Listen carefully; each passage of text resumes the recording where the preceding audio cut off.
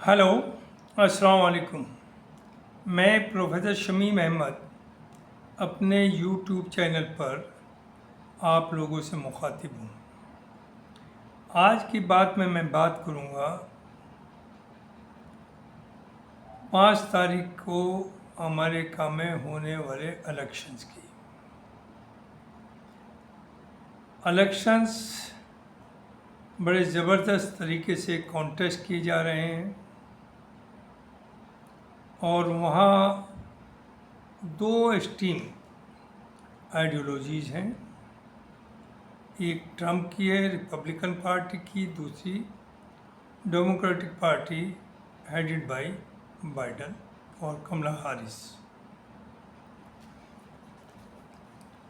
इसमें काफ़ी डिस्कशंस आ रहे हैं। कहा जा रहा है कि इन इलेक्शंस का दुनिया के ऊपर क्या असर पड़ेगा। अनसर्टेनली अमेरिका चूँकि the most powerful country militarily as well as economically, तो वहाँ की कोई भी जो हैपनिंग्स हैं वो पूरी दुनिया की सियासत पे, पॉलिटिक्स के ऊपर असर अंदाज होती हैं।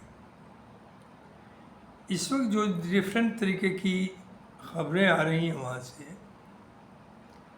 उसमें ये भी कुछ भी कहना बहुत मुश्किल है कि इस इलेक्शन में क्या होगा।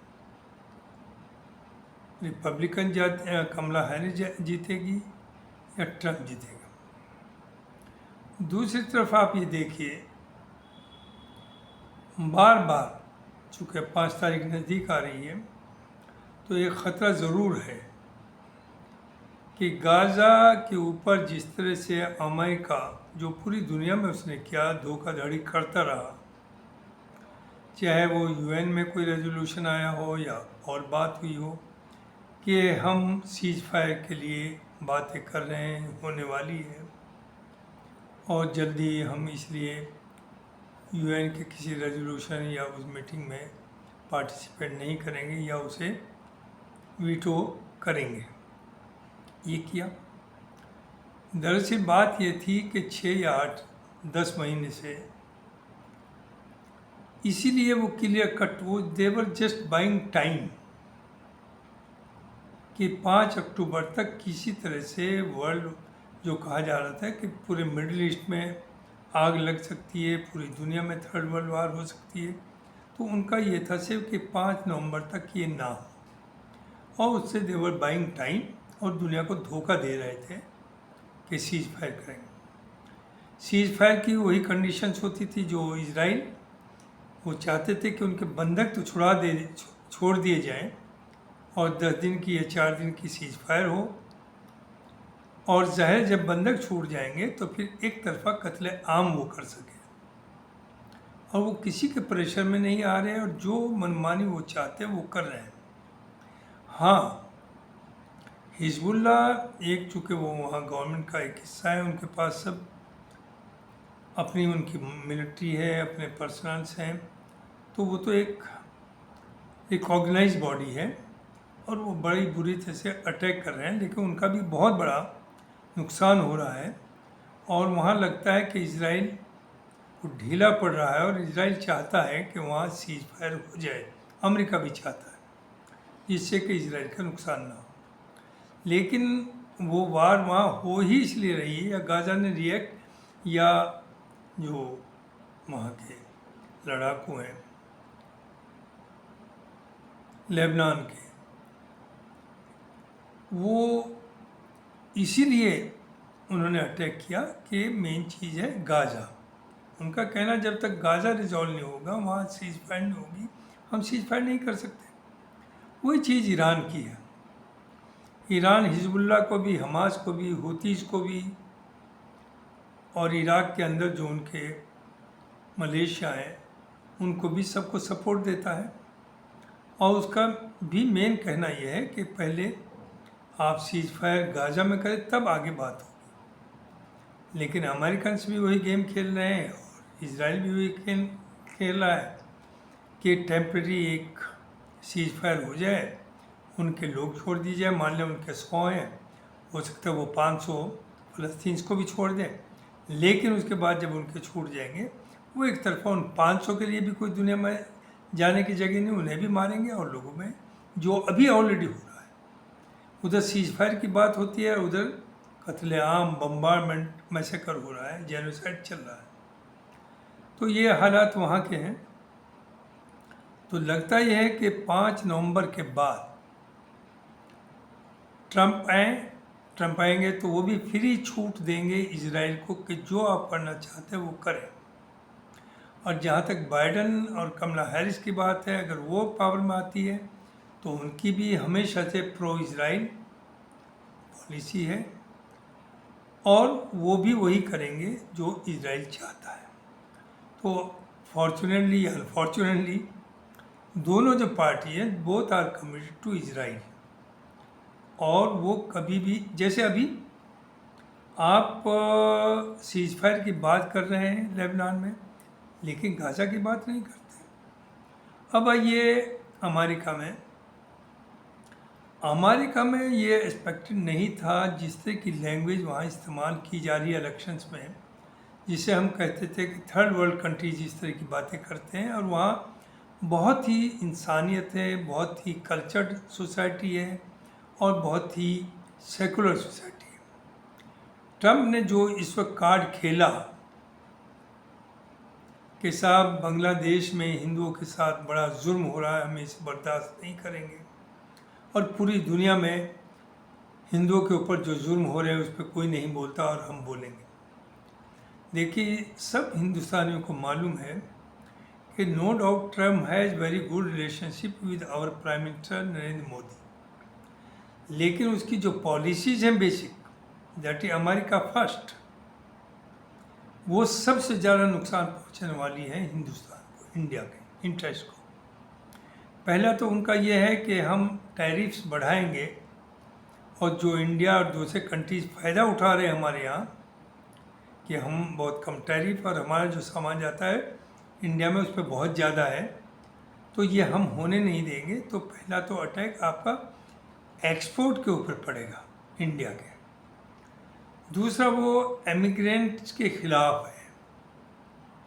एक तो वो जो वहाँ काम कर रहे हैं उनके पास नेशनलिटी नहीं है, उनके पास ग्रीन कार्ड नहीं है, बट दे आर वर्किंग, तो वो तो कहीं स्टैंड करते नहीं। इवन जिनके पास ऑलरेडी ग्रीन कार्ड है उनके साथ भी मुसीबत परेशानी आएगी, चूँकि वो बार बार जब अपनी बात करता है उसमें वो हमेशा उसकी एंटी एमिग्रेंट्स बात होती है। वो कहता है पूरी दुनिया से जो अमेरिका में लोग आ रहे हैं हम उसे रोकेंगे, और जो इलीगली यहाँ रह रहे हैं हम उन सबको निकालेंगे।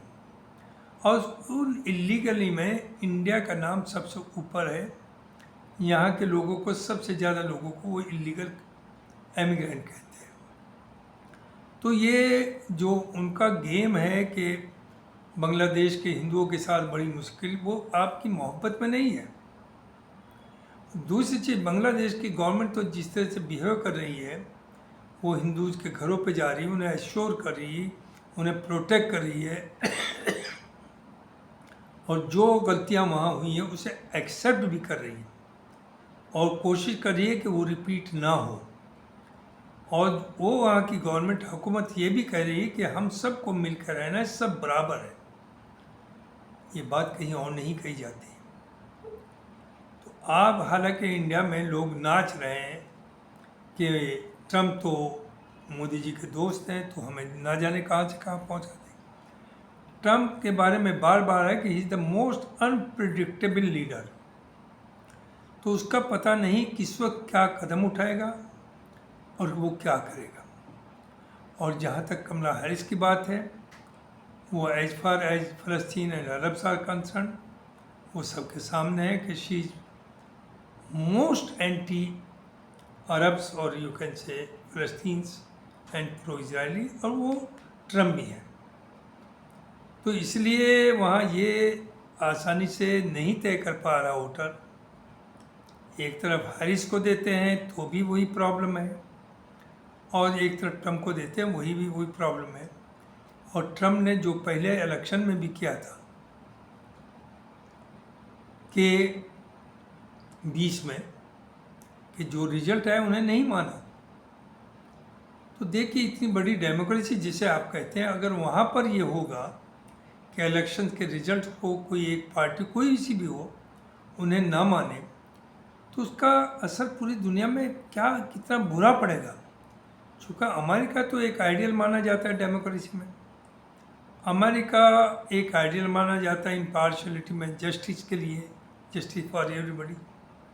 तो अगर उसी कंट्री में ये सब कुछ होगा तो पूरी दुनिया में इसका क्या असरात होंगे, क्या मैसेज आएगा। तो इसलिए से मैं यहाँ ख़त्म करता हूँ कि 5 तारीख के बाद सिचुएशन में एक्सप्लोड। चूँकि अमेरिका चाहे वो ट्रम्प जीते या वो जीते, वो अपने कार्ड तभी खोलेंगे and they will stand, still standing. Israel की हिम्मत नहीं है कि वो जंग कर सके।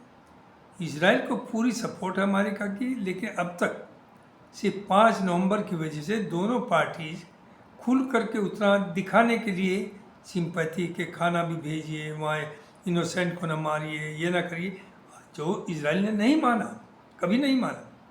और इजराइल स्टिल बम्बार्डिंग और बहुत इनोसेंट लोगों का कत्ले आम वहाँ चालू है। लेकिन 5 तारीख के बाद आप देखेंगे कि ये बहुत लार्ज स्केल पर होगा, और जब होगा there is every possibility that Iran will react, Hezbollah will react, Houthis will react, Iraq Malaysia will react, and this may turn into a world war, third world war. Iran ये बता चुका है, ये लोगों ने उसे ऐसे, जितनी दुनिया का मीडिया उसने भी एक्सेप्ट किया कि इट्स ए न्यूक्लियर पावर। तो न्यूक्लियर पावर में अब चाहे छोटा सा कंट्री हो चाहे बहुत पावरफुल हो, अगर आप न्यूक्लियर हैं तो आप उसका कुछ बिगाड़ नहीं सकते। और अगर आप कोशिश करेंगे ईरान की बिगाड़ने की, ईरान पूरी मिडिल ईस्ट को भी और पूरी दुनिया के लिए एक आफत खड़ी कर देगा। पूरी दुनिया डिस्टेबलाइज हो जाएगी और उसका असर वहाँ मिडिल ईस्ट पे नहीं रहेगा, अमेरिका पे भी पड़ेगा, पाकिस्तान पे भी पड़ेगा, इंडिया पे भी पड़ेगा, दुनिया के हर हिस्से में पड़ेगा। तो इसलिए हम लोगों को ये उम्मीद नहीं करनी चाहिए, ना दुआ करनी चाहिए कि वार आगे बढ़े। अल्लाह करे, ईश्वर करे, गॉड करे कि ये किसी तरह से पीसफुली मामला सीज फायर हो, और जो राइट है फ़लस्तीन का उन्हें वो राइट दिलाया जाए। That is the 2 nation theory. Palestine should become a independent state, तभी मामला बनेगा, अदरवाइज दिस विल कंटिन्यू। और दुनिया में आप किसी को ख़त्म नहीं कर सकते, वक्ती तौर से कर सकते हैं जो अब हो रहा है, लेकिन लॉन्ग रन में दे हैव टू पे the price, they will suffer. जहाँ तक इंडिया का सवाल है, इंडिया के 1 करोड़ से ज़्यादा वर्कर्स अरब कंट्रीज़ में काम कर रहे हैं, और अरब कंट्रीज़ की नो डाउट हुकूमतें तो अमेरिका और इजराइल के साथ हैं, लेकिन पॉपुलेशन वहाँ की मोर देन 90% वो फ़लस्तीन के साथ हैं, वो गाज़ा के साथ हैं। तो वहाँ भी कोई ना कोई बवाल आ सकता है कभी भी। There could be a public revolt, चूँकि पब्लिक इजराइल के साथ नहीं है। सिर्फ दुनिया में अगर कोई इस वक्त कोई मुल्क खड़ा हुआ है to save the innocents of Gaza, वो ईरान है। एंड लेट एवरीबडी नोज कि Iran is the protector of Islam. आप शिया सुन्नी करते रहें, नहीं अब चलेगा। Majority of Sunnis, 90% of Sunnis, I can say about India, even outside, no, they have accepted Iran as their leader, not the Arabs. तो शिया सुन्नी नहीं चलेगी। लोग देखते हैं किसका किरदार क्या है। हाँ, इंडिया के जो मौलाना हैं, मौलवी हैं, उलमाज हैं, उनमें बहुत कम लोग कुछ बोल पा रहे हैं। सज्जाद साहब हैं, मौलाना सज्जाद नोमानी, आपके सलमान नदवी साहब हैं, ऐसे कुछ पंजाब के एक इमाम हैं, शाही इमाम। कुछ लोग बोलने की हिम्मत कर रहे हैं, सच्ची बोलने की उनमें हिम्मत है। लेकिन चूँकि जो इंडिया में मेजॉरिटी ऑफ मदरसाज हैं, जो देवबंद वालों के कंट्रोल में है, they are financed by Saudi. तो इन लोगों की तो हिम्मत ही नहीं कि ये सच्ची बात बोल दें, चाहे वो देवबंद वाले हों, मदनीज हों या मदरसे के लोग हों। उनमें बहुत कम परसेंटेज है जो हिम्मत करते हैं सही बात सच बोलने की। मेजॉरिटी की मजबूरी है, चूँकि दे आर, उन्हें तो फाइनेंस किया हमेशा, उन्हें तो प्रमोट किया सऊदी ने, इसलिए वो नहीं बोलेंगे। लेकिन द ट्रूथ इज़ कि 90% Sunni Muslims no consider Iran as their leader, जो कि ईरान ही है जो ईमान के साथ खड़ा हुआ है, जो सरेंडर करने को तैयार नहीं है। 25-30 साल से उस पर सैंक्शन लगी हुई है, उन्हें फेस कर रहा है, उसने अपने को डेवलप किया और it has become the second nuclear power, second Muslim nuclear power you can से इन द वर्ल्ड।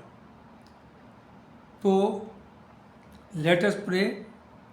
और फिर अगेन मैं कहूँगा, चूँकि मोदी जी का ताल्लुक़ इजराइल से भी बहुत अच्छा है, ईरान से भी बहुत अच्छा है, अरब से भी बहुत अच्छा है, let him contribute for piece. And उम्मीद है कि पूरी दुनिया कन्फ्रंटेशन से हट कर के पीस की तरफ आएगी। और जहाँ तक ईरान का मामला, Iran will be the leader of whole Middle East. Thank you very much, यही मुझे कहना था। बहुत बहुत शुक्रिया।